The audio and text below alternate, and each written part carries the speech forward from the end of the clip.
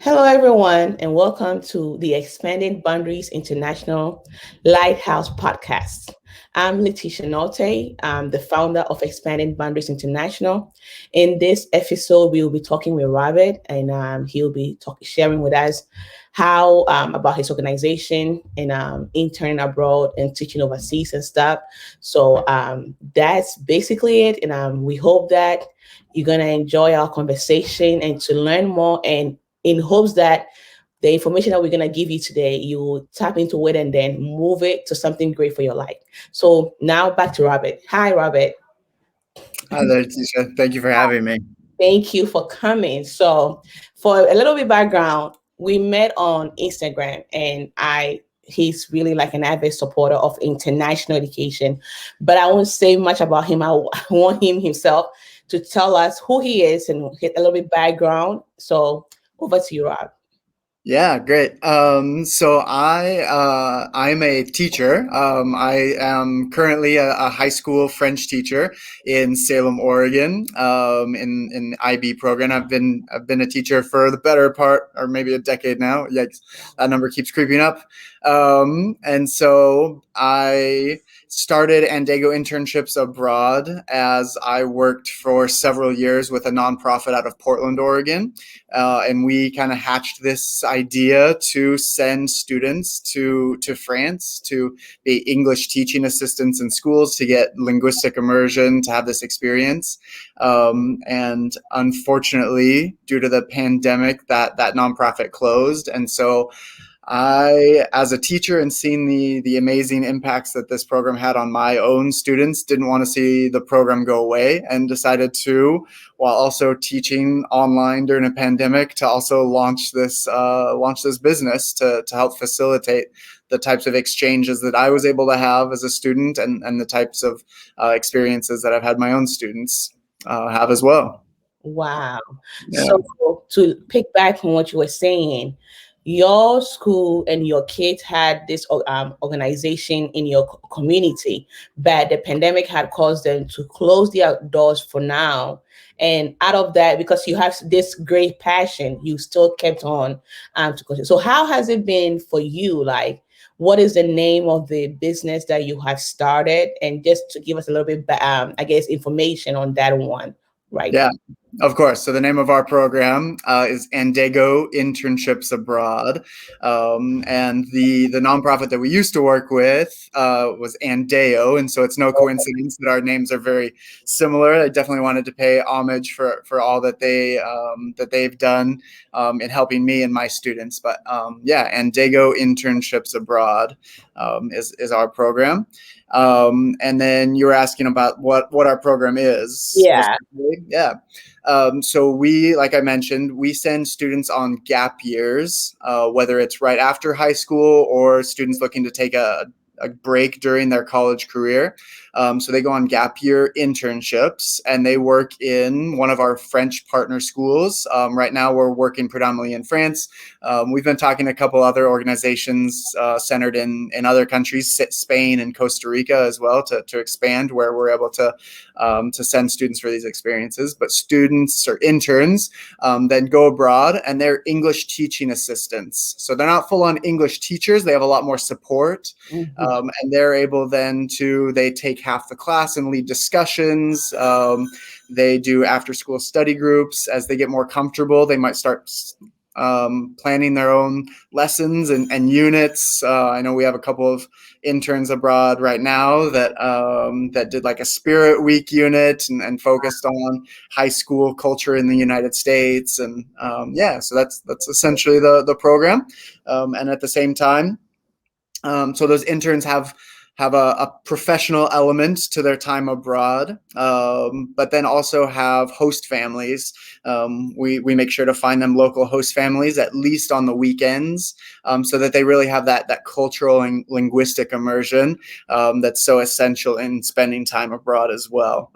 It's really cool. That Yeah. is really cool. Because I remember when we were in China and we had some students who had the homestay family, and it's an extra buffer for people that go overseas because first you have that mom and dad, over there. So that is really cool. And some people that I have spoken to in the past is like, oh, with a study abroad, does the program give you that kind of homestay or somebody that you can stay with and all those stuff? So this is really nice.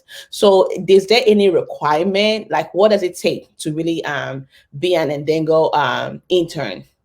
Yeah, so we do ask that students, the interns, have some working knowledge of French. Fluency is not at all the expectation, right? We fully understand and want the experience to be one of linguistic growth, but some knowledge of French because they are working in a school team in France. Yeah. So our general requirement is 3 years, and then within that we have language interviews. We get to know our applicants to be able to best place them.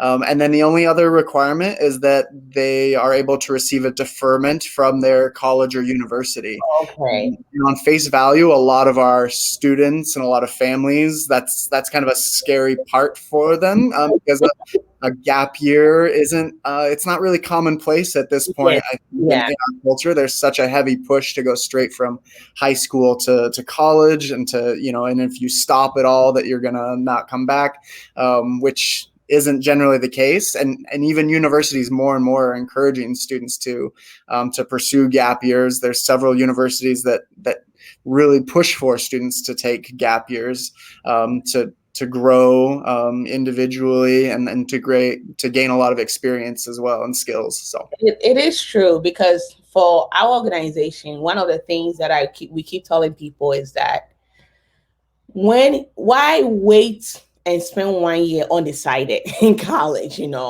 when you can be doing a gap year. So what you guys are doing is really, really awesome because a lot of students will be in school for a semester or for a year and still paying college fees and yep, still be undecided. So yep, that 1 year or a semester that you are overseas, perfecting your French and also connecting and learning and all that stuff, it helps you to grow, to find yourself and come back to the state. And then you know exactly what I guess your career goals and all those things are. You are more mature and strong to really step in. So we've always been pushing that. Look, don't let a kid or your child, if they are not ready for college, don't force them to go to college because everybody's doing it because there's gap year, there's all this stuff that they can do to get themselves ready for the real life college. So this is really, really great. So yeah. I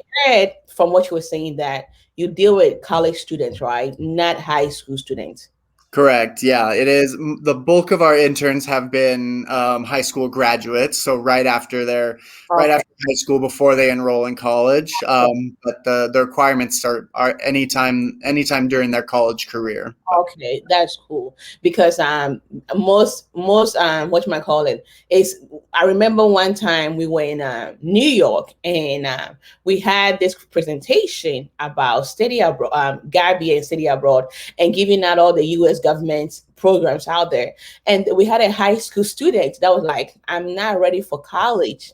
But I didn't know about this information, and all my parents is like, we have to go, we have to go." So I will ask you this question. Sometimes people find it like they find out so late. It's like, oh, I didn't know these programs are out there. So what would be your advice? What is a timeline? If somebody is thinking about this, when should they start to yeah. think about the gap year? Yeah, and I think I can speak to this a little bit because, like I mentioned earlier, that I am a teacher currently, and so in my own program, I start talking to my freshmen, and even though it seems far off, it's not too early. And one of the things I always share at the beginning of the year with my freshmen, and we don't belabor the point, but it's just to get the wheels turning.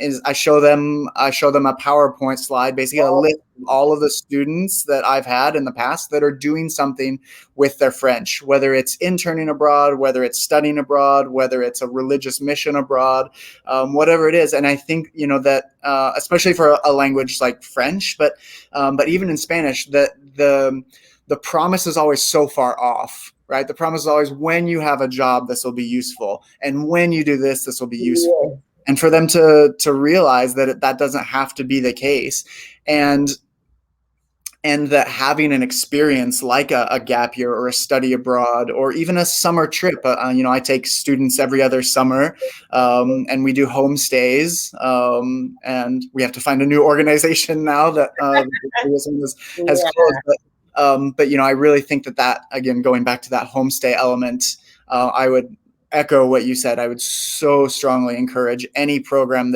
that's pursued by whomever, that there is some sort of homestay element to get that cultural immersion, and then that connection, that relationship that's able to build. But sorry, jumping back to what I was saying is, it gets them thinking that these programs are possibilities sooner than they might think. And then what better way to really feel like your university experience is meaningful, but to have this world experience behind you that's guiding you, that's informed you and how you see the world. And I really think that then strengthens that college experience, and then what comes next as well, rather than the other way around, rather than using your language or traveling the world at always being something that's easy to put for later. It's true. So, family, if you heard him right, the best time to start this conversation is around high school. Even Yeah. if you get to know about it in middle school, that's awesome. But your freshman year, if you were a college, not college, a high school guidance counselor, and I heard it's not what they call it right now, but I'm sorry if it's not. But if you're a counselor, that you are guiding them in their college process and stuff, if you're a teacher, the time to start I guess introducing them to these programs when it comes to summer excursion or even gap year is when they are in high school, their freshman year, and then you walk them through it help have it at the back of their mind that Yeah. these informations are there and then these resources are there. So if they want to, they can start planning. And about funding, how is funding done? Like how much roughly and all those stuff, is there any scholarship? Because people are always thinking about money. Is like, and money is one of the biggest reasons why most of our students don't tap into these programs. So can you share a little bit about the financial aspect of this? Yeah, absolutely. And that's one of, when I decided to jump into this, it wasn't to create this giant business. It really, my goal and hope is to provide the types of experience that I was able to experience as a first generation college student, right, and have those types of experiences abroad, as well. And so, one unique thing about our program is that while our interns are abroad, that they receive a monthly stipend, which really helps cover expenses once they are abroad. They have room and board are paid for. So whether it's through a host family, or they have, in France, they have what's called an internat. It's sort of a boarding school. So some of our interns will help out in the boarding school during the week and then have a host family on the weekend, but food then is paid for. And then that monthly stipend really helps them then cut down on expenses abroad. And then of course, save some money for what we hope as our global situation continues to improve, allows for some exploration and travel as well. But our program, I would say all in costs a student from anywhere from $8,500 to $9,500 for the year. Okay. And then, which absolutely is undoubtedly is an investment. It And like I said, I think that stipend and things while they're abroad do help with that investment. We do offer some scholarships, and those are purely done on a needs based. Because my goal is to provide the types of opportunities to students that might not have those, might not think true. of these opportunities otherwise. And so, yeah. Thank you so much. Yeah. Yeah, I love that you were talking about a stipend and all those stuff, because sometimes you can even get the money for the program, you know. And when you get there, even money for excursion or field trip and Yeah. exploring the place, it also becomes a problem. So I've been there, you know, when Yeah. people are like, oh, we're going here, we're going there. I'm like, I don't have the money. The only money I have right now is to save my butt here, not anywhere Yep. else. So it's a really, really like a nice break. Like they can have that little incentive coming in, but we never like no doubt that this is a great opportunity for them. Just really like expanding their thought process and stuff. Because even no matter how much you learn the language here in the United States, it does not compare to really being in the community that you wake up, you hear it. You everything, everywhere you go, before you go to bed, you hear it in the taxi, everywhere you hear the language. So you are forced to with joy to really learn more about it. And now I keep saying that when it comes to even the federal government, everybody is needed, you know. The world is, we always say, it's so diverse, it's so globalized, and sometimes it sounds so cliche, you know, but the federal government needs everyone. They need everyone to help translate stuff. Businesses need people to translate things, you know. Now companies here, even in the United States, they are trying to reach more customers overseas. So you having that experience, you know, being in France and knowing the language is great, but also you can pick up some marketing skills from there.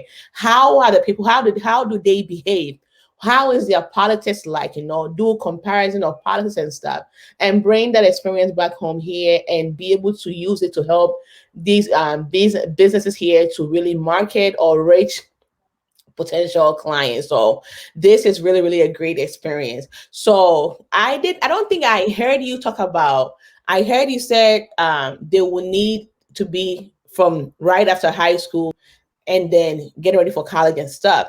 But then is there any, and you said language requirement, they have to have French 3 years, right?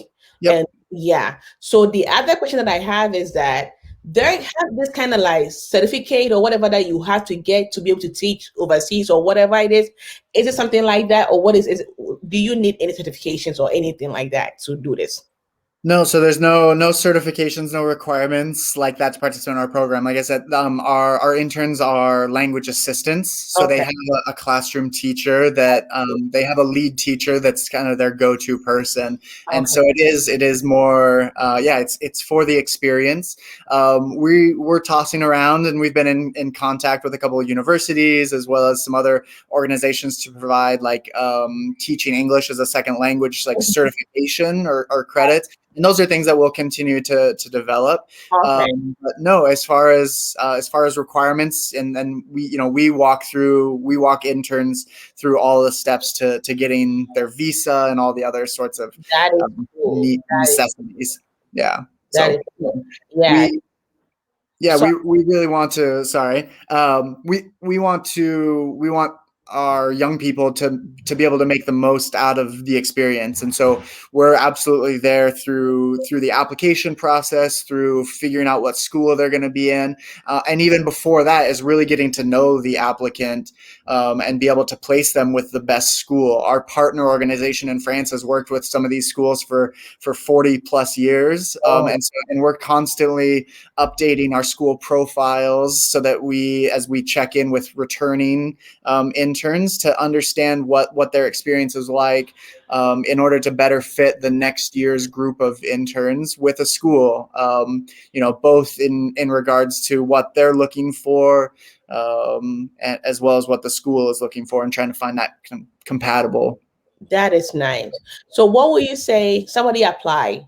What is the timeline? How long does it take? Because some of us, I have met some students, you know, they hear about the program today. Yeah, Tomorrow, tomorrow they go and apply. It is like I got my bags ready. When are we going? You yeah, know? yeah, So what is the timeline when if they put in the application? How long does it take and all those things? yeah. No, and those are the best, right? Those are the best students though, because that passion is there. It's just finding, and that's what's so hard is getting those students connected with programs, and whether it's ours or some other program. There's so many awesome programs out there that I really encourage people to explore. And we were talking about when at the high school career. I think freshman year is really that year to start the excitement, and then junior year is really where it should kick into planning. But as far as our program goes, so our initial applications are due in February, March generally.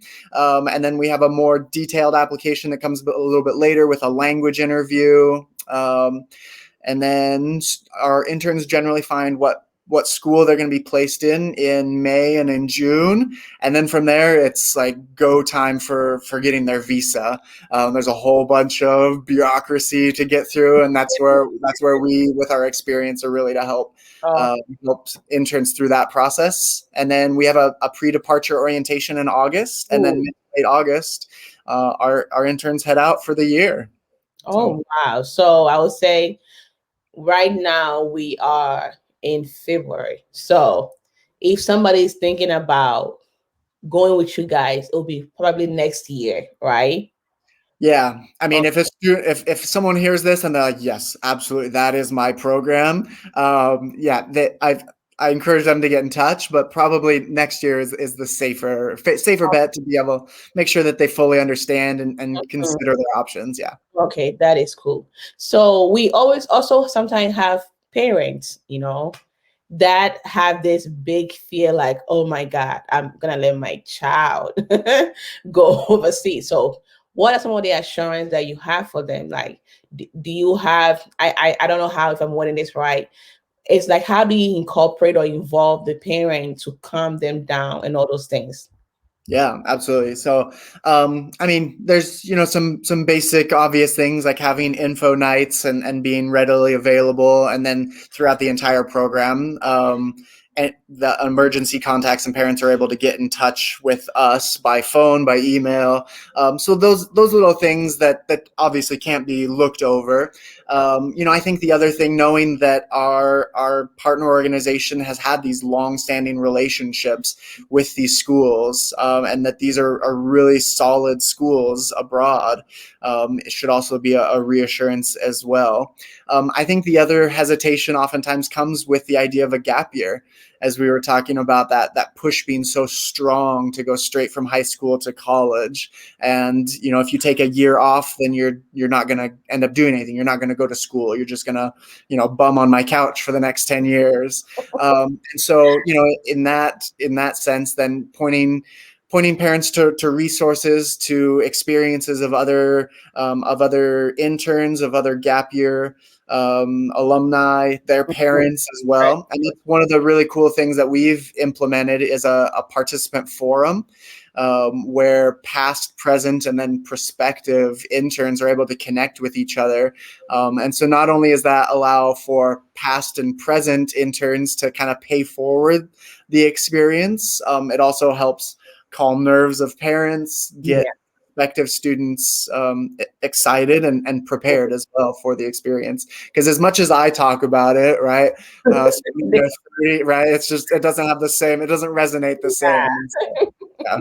That's nice. That's nice. So parents, I don't know how to say it. I remember one time I was talking with one parent that have allowed their child to study abroad, and then she was like, love release, love let go.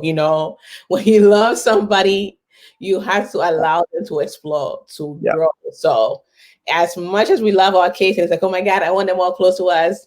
If we really want them to really grow to be that responsible adults in the community, we have to trust them to also make those responsible adult decisions overseas. And I will tell you, I grew up the most when I went to China. I think I came back and I went to my room and I was like, what is all this stuff? I went to my room and it's like I packed probably all of my clothing, and I just donated them because I did not need any of these things when I was overseas. So why? Like I was hard for no reason, and when I came, I freaked out. Like I was in China. I had only like what 10 clothes or whatever, and I was washing and recycling stuff. So I was like, if I can make it with with limited stuff, why do I need all these stuff? So sometimes when I'm like, wait, this my shirt? What happened to it? But when I came, that culture shock, I just donated my stuff.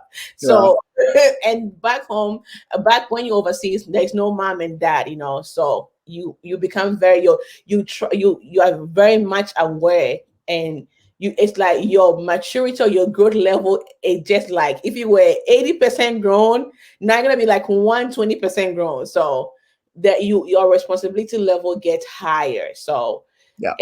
it's I know he will say, Robert, we cannot express the very needed how much this is needed to allow our students to really explore and stuff. Yeah. So is there anything that you want to add to wrap this thing up about, it's like any tips, anything that you want to give out, saying this, like, this is why we think that this is a great initiative for anyone to tap into.